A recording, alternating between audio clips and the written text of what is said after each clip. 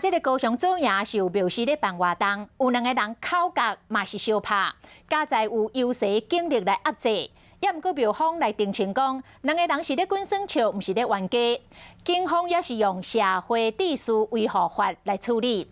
共款伫咧左营有另外一间的庙事咧绕境，讲迄个炮啊是传到有够多，袂输是炮啊海共款。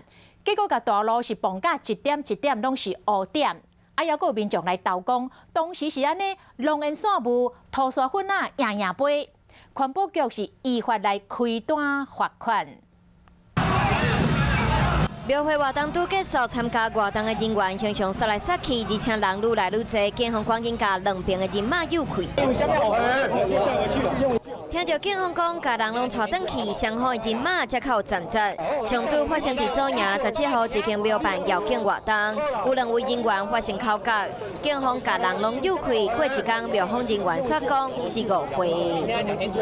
开玩笑，都自己的朋友啦，都有认识。双方先没有互殴的一个情势，但是本分局仍带回推举了4个人。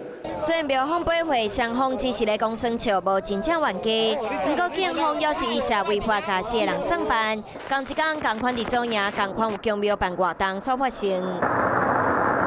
开始放炮啊，而且阁有大火和大量的浓烟，规条车路拢是，路啊嘛出现大乌的喷射。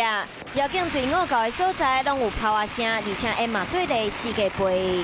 那个什么东西啊？鞭炮？对，昨天有烟，可是烟一会儿就消失了。该路口燃放大量炮竹烟火，因产生路面污染。